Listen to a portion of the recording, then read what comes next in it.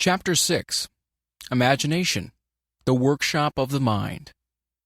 The fifth step toward riches. The imagination is literally the workshop wherein are fashioned all plans created by man. The impulse, the desire, is given shape, form, and action through the aid of the imaginative faculty of the mind. It has been said that man can create anything which he can imagine. Of all the ages of civilization, this is the most favorable for the development of the imagination because it is an age of rapid change. On every hand, one may contact stimuli which develop the imagination. Through the aid of his imaginative faculty, man has discovered and harnessed more of nature's forces during the past 50 years than during the entire history of the human race previous to that time. He has conquered the air so completely that the birds are a poor match for him in flying. He has harnessed the ether and made it serve as a means of instantaneous communication with any part of the world. He has analyzed and weighed the sun at a distance of millions of miles and has determined through the aid of imagination the elements of which it consists. He has discovered that his own brain is both a broadcasting and a receiving station for the vibration of thought, and he is beginning now to learn how to make practical use of this discovery. He has increased the speed of locomotion until he may now travel at a speed of more than 300 miles an hour. The time will soon come when a man may breakfast in New York and lunch in San Francisco. Man's only limitation, within reason, lies in his development and use of his imagination. He has not yet reached the apex of development in the use of his imaginative faculty. He has merely discovered that he has an imagination and has commenced to use it in a very elementary way. Two forms of imagination. The imaginative faculty functions in two forms. One is known as synthetic imagination, and the other as creative imagination. Synthetic imagination. Through this faculty, one may arrange old concepts, ideas, or plans into new combinations. The faculty creates nothing. It merely works with the material of experience, education, and observation with which it is fed. It is the faculty used most by the inventor, with the exception of those who draw upon the creative imagination when he cannot solve his problem through synthetic imagination. Creative imagination. Through the faculty of creative imagination, the finite mind of man has direct communication with infinite intelligence. It is the faculty through which hunches and inspirations are received. It is by this faculty that all basic or new ideas are handed over to man. It is through this faculty that thought vibrations from the minds of others are received. It is through this faculty that one individual may tune in or communicate with the subconscious mind of other men. The creative imagination works automatically in the manner described in subsequent pages. This faculty functions only when the conscious mind is vibrating at an exceedingly rapid rate, as for example, when the conscious mind is stimulated through the emotion of a strong desire. The creative faculty becomes more alert, more receptive to vibrations from the sources mentioned in proportion to its development through use. This statement is significant. Ponder over it before passing on. Keep in mind as you follow these principles that the entire story of how one may convert desire into money cannot be told in one statement. The story will be complete only when one has mastered, assimilated, and begun to make use of all the principles. The great leaders of business, industry, finance, and the great artists, musicians, poets, and writers became great because they developed the faculty of creative imagination. Both the synthetic and creative faculties of imagination become more alert with use, just as any muscle or organ of the body develops through use. Desire is only a thought, an impulse. It is nebulous and ephemeral. It is abstract and of no value until it has been transformed into its physical counterpart. While the synthetic imagination is the one which will be used more frequently, in the process of transforming the impulse of desire into money, you must keep in mind the fact that you may face circumstances and situations which demand use of the creative imagination as well. Your imaginative quality may have become weak through inaction. It can be revived and made alert through use. This faculty does not die, though it may become quiescent through lack of use. Center your attention for the time being on the development of the synthetic imagination because this is the faculty which you will use more often in the process of converting desire into money. Transformation of the intangible impulse of desire into the tangible reality of money calls for the use of a plan or plans. These plans must be formed with the aid of the imagination, and mainly with the synthetic faculty. Read the entire book through, then come back to this chapter and begin at once to put your imagination to work on the building of a plan or plans for the transformation of your desire into money. Detailed instructions for the building of plans has been given in almost every chapter. Carry out the instructions best suited to your needs. Reduce your plan to writing if you have not already done so. The moment you complete this, you will have definitely given concrete form to the intangible desire. Read the preceding sentence once more. Read it aloud, very slowly, as you do so. Remember that the moment you reduce the statement of your power and a plan for its realization to writing, you have actually taken the first of a series of steps which will enable you to convert the thought into its physical counterpart. The earth on which you live, you yourself, and every other material thing are the result of evolutionary change, through which microscopic bits of matter have been organized and arranged in an orderly fashion.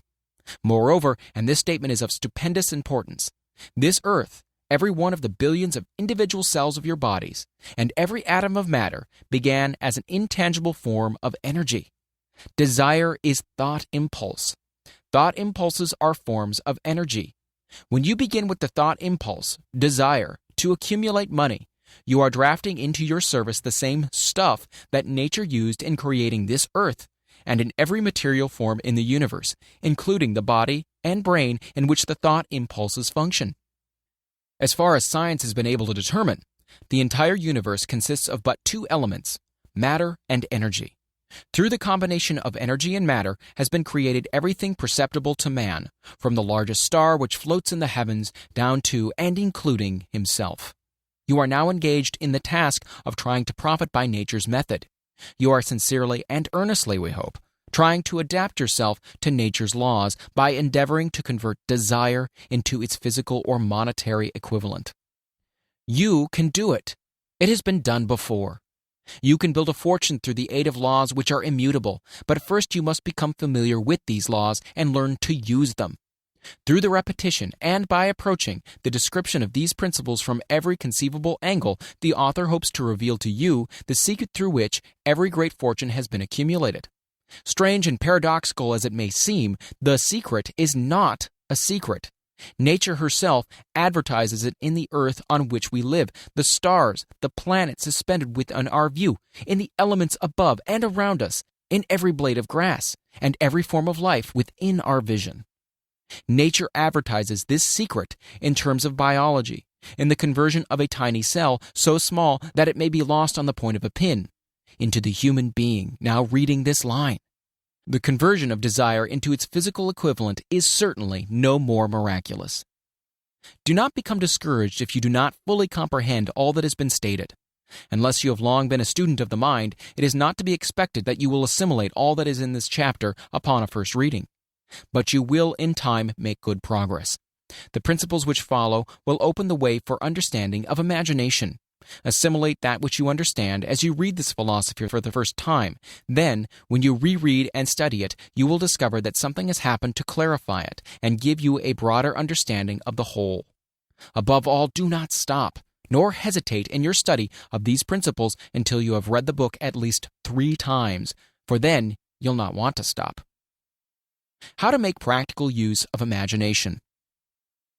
Ideas are the beginning points of all fortunes. Ideas are products of the imagination.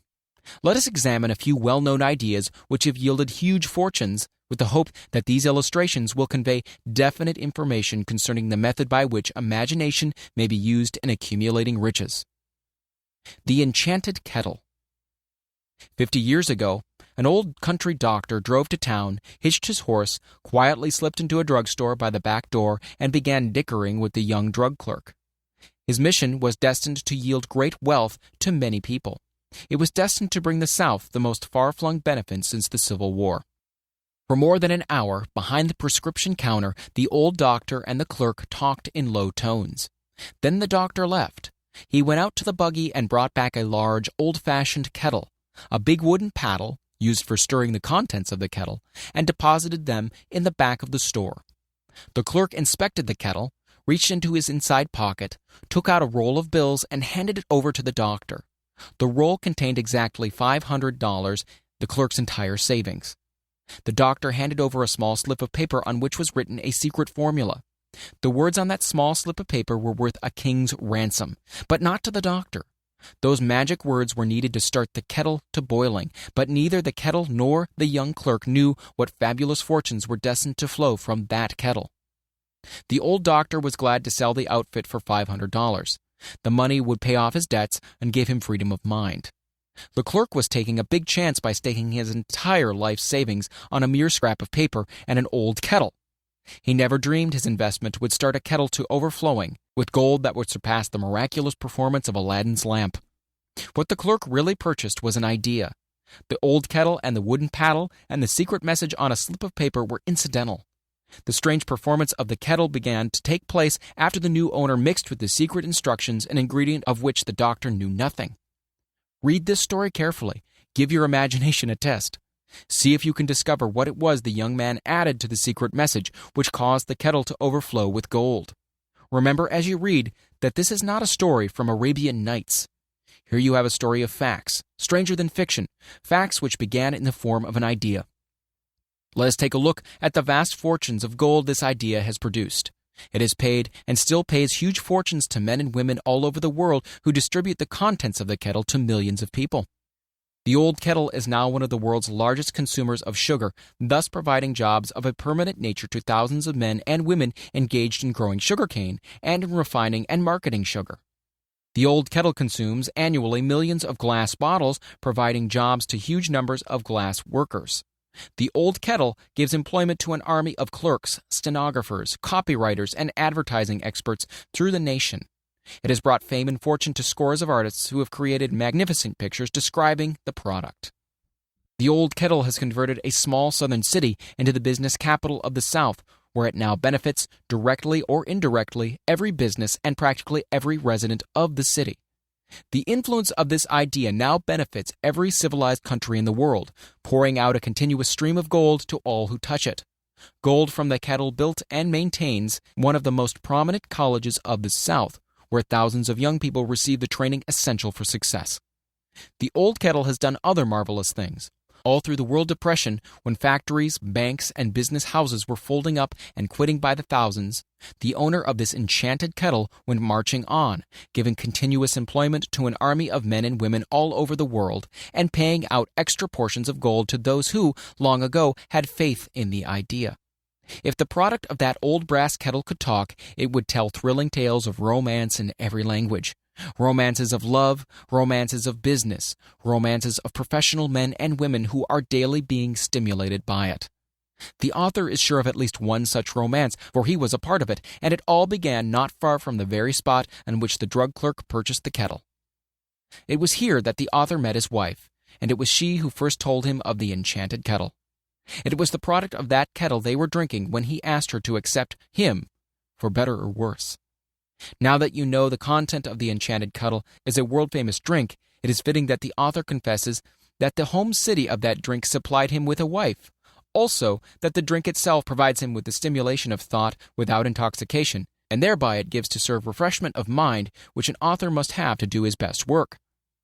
Whoever you are, wherever you may live, whatever occupation you may be engaged in, just remember in the future, every time you see the words Coca-Cola, that its vast empire of wealth and influence grew out of a single idea, and that the mysterious ingredient the drug clerk Asa Chandler mixed with the secret formula was imagination.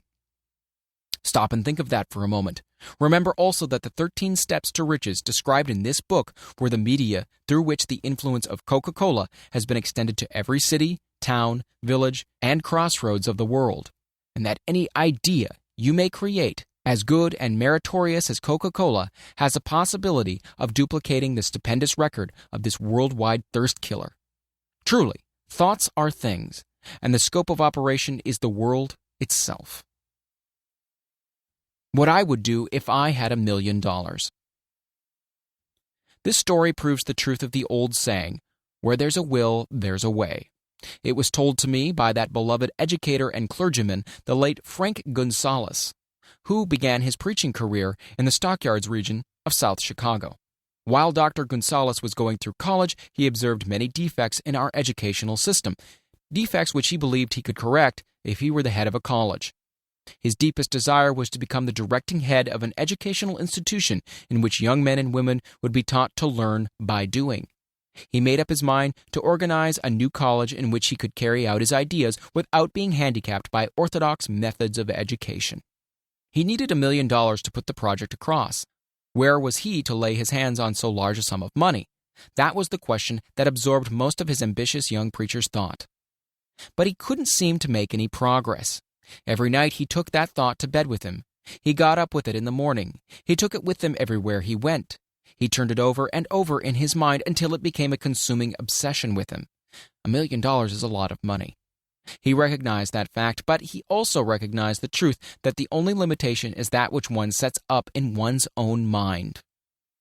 Being a philosopher as well as a preacher, Dr. Gonzalez recognized, as do all who succeed in life, that definiteness of purpose is the starting point from which one must begin. He recognized, too, that definiteness of purpose takes on animation, life, and power when backed by a burning desire to translate that purpose into its material equivalent. He knew all these great truths, yet he did not know where or how to lay his hands on $1 million. The natural procedure would have been to give up and quit. By saying, well, my idea is a good one, but I just can't do anything about it because I could never procure the necessary $1 million. This is exactly what the majority of people would have said, but it is not what Dr. Gonzalez said. What he said and what he did are so important that I now introduce him and let him speak for himself. One Saturday afternoon, I sat in my room thinking of ways and means of raising the money to carry out my plans. For nearly 2 years I had been thinking, but I had done nothing but think. The time had come for action. I made up my mind then and there that I would get the necessary $1 million within a week. How? I wasn't concerned about that. The main thing of importance was the decision to get the money within a specified time. And I want to tell you that the moment I reached a definite decision to get the money within a specified time, a strange feeling of assurance came over me, such as I had never before experienced. Something inside me seemed to say, "Why didn't you reach that decision a long time ago? The money was waiting for you all that time." Things began to happen in a hurry. I called the newspapers and announced that I would preach a sermon that following morning entitled, "What I Would Do If I Had $1 Million." I went to work on the sermon immediately, but I must tell you frankly, the task was not difficult because I had been preparing that sermon for almost 2 years. The spirit back of it was a part of me. Long before midnight, I had finished writing the sermon. I went to bed and slept with a feeling of confidence, for I could already see myself already in possession of the $1 million. Next morning, I arose early, went into the bathroom, read the sermon, then knelt on my knees and asked that my sermon might come to the attention of someone who could supply the needed money. While I was praying, I again had that feeling of assurance that the money would be forthcoming. In my excitement, I walked out without my sermon and did not discover the oversight until I was in my pulpit and about ready to begin delivering it. It was too late to go back for my notes, and what a blessing that I couldn't go back. Instead, my own subconscious mind yielded the material I needed. When I arose to begin my sermon, I closed my eyes and spoke with all my heart and soul of my dreams. I had not only talked to my audience, but I fancy I also talked to God. I told what I would do with $1 million if that amount were placed in my hands. I described the plan I had in mind for organizing a great educational institution where young people could learn to do practical things and at the same time develop their minds. When I had finished and sat down, a man slowly arose from his seat, about 3 rows from the rear, and made his way towards the pulpit. I wondered what he was going to do. He came into the pulpit, extended his hand, and said, "Reverend, I liked your sermon. I believe you can do everything you said you would if you had $1 million. To prove that I believe in you and your sermon, if you will come to my office tomorrow morning, I will give you the $1 million. My name is Philip D. Armour." Young Gonzalez went to Mr. Armour's office, and the $1 million was presented to him. With the money, he founded the Armour Institute of Technology. That is more money than the majority of preachers ever see in an entire lifetime, yet the thought impulse back of the money was created in the young preacher's mind in a fraction of a minute. The necessary $1 million came as a result of an idea. Back of the idea was a desire which young Gonzalez had been nursing in his mind almost 2 years. Observe this important fact. He got the money within the 36 hours after he reached a definite decision in his mind to get it, and decided upon a definite plan for getting it. There was nothing new or unique about Gonzalez's vague thinking about $1 million and weakly hoping for it. Others before him, and many since his time, have had similar thoughts. But there was something very unique and different about the decision he reached on that memorable Saturday when he put vagueness into the background and definitely said, "I will get that money within a week." God seems to throw himself on the side of the man who knows exactly what he wants, if he is determined to get just that. Moreover, the principle through which Mr. Gonzalez got his $1 million is still alive. It is available to you. This universal law is as workable today as it was when the young preacher made use of it so successfully. This book describes, step by step, the 13 elements of this great law and suggests how they can be put to use. Observe that Asa Chandler and Dr. Frank Gonzalez had one characteristic in common. Both knew the astounding truth that ideas can be transmuted into cash through the power of definite purpose, plus definite plans.